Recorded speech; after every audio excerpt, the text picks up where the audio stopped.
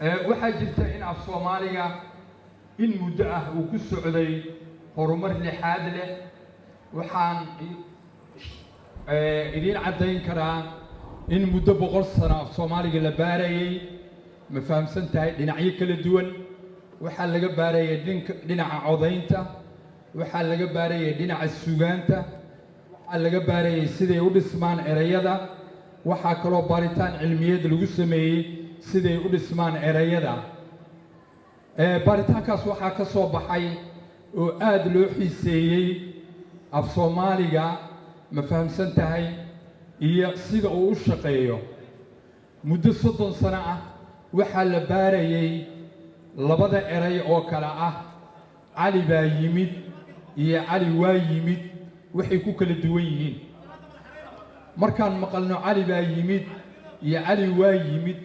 waxaa dhici karta inaan niraahno hadda labadaas eray waa isku micno waxay wada tilmaamayaan inuu cali yimid laakiin shisheeyaha afka Soomaaliya ku takhasusay iyo dadka Soomaaliyeed oo aqoonta cilmi afeedka bartay waxay cadeeyeen cali baa yimid iyo cali waa yimid inay kala duwan yihiin sababtana ay tahay erayada ay isticmaalayaan oo kala ah baa iyo waa inay kala duwan yihiin waxaa la ogaaday mid inuu ka jawaabayo weydiinta ah ma yimid cali oo markaas aan leedahay cali waa yimid midna wuxuu ka jawaabayaa yaa yimid oo ah ma fahamsantahay cali baa yimid marka 30 sano in la baarayay cali baa yimid iyo cali waa yimid waxay ku cadeynaysaa xiisaha loo hayo afka Soomaaliga intaas kadib waxaa iyadana xiise gaar ah yeelatay ma fahamsantahay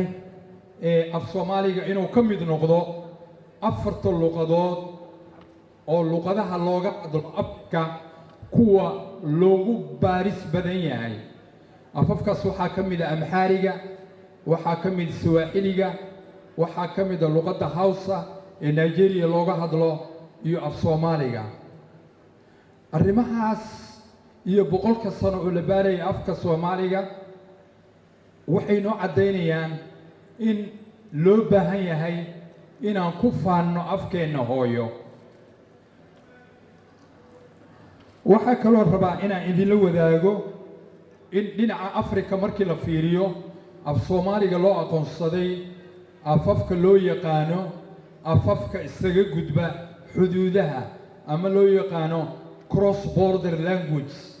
arrintaasna sharaf weyn oo u soo hooyatay af Soomaaliga waay maxaa dhacay waxaa looga hadlaa Djibouti waxaa looga hadlaa ma fahamsantahay deegaanka Soomaalida waxaa looga hadlaa waqooyi bari Kenya sidaas awgeed waxaa loo aqoonsaday afafka isaga gudba xuduudaha waa sharaf weyn oo u soo hooyatay af Soomaaliga